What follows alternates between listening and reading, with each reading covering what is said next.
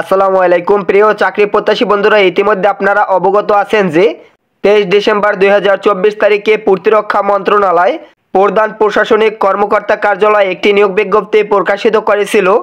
এই সার্কুলারে 30 ডিসেম্বর 2024 তারিখে একটি সংশোধনী আনা হয়েছে।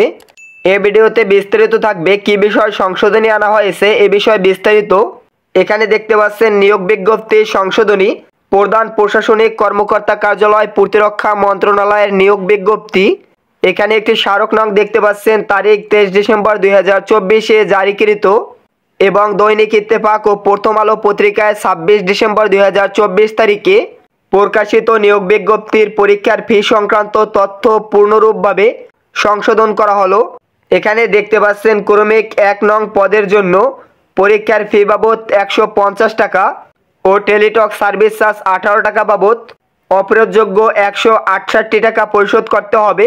ক্রমিক 2 হতে 11 নং পদের জন্য পরীক্ষার ফি বাবদ 100 টাকা, টেলিটক সার্ভিস চার্জ 12 টাকা সহ 112 টাকা এবং ক্রমিক 12 থেকে 23 নং পদের জন্য পরীক্ষার ফি 50 টাকা, টেলিটক সার্ভিস চার্জ 6 টাকা সহ মোট 56 টাকা এবং সকল পদের অনগ্রসর নাগরিকদের জন্য পরীক্ষার ফি বাবদ 50 টাকা ও টেলিটক সার্ভিস বাবদ 6 টাকা সহ অপ্রয়োগযোগ্য 56 টাকা আবেদন সাবমিট করার পরবর্তী 72 ঘন্টার মধ্যে পরিশোধ করতে হবে।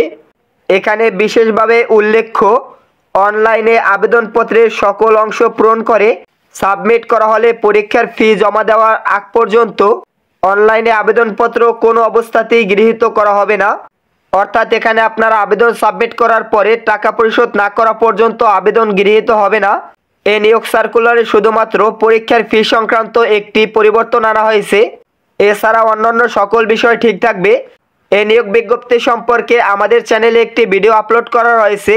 এই ভিডিওটির শেষে স্ক্রিনে সে ভিডিওটির লিঙ্ক পেয়ে যাবেন। ভিডিওটি না দেখে থাকলে দেখে আসতে পারেন।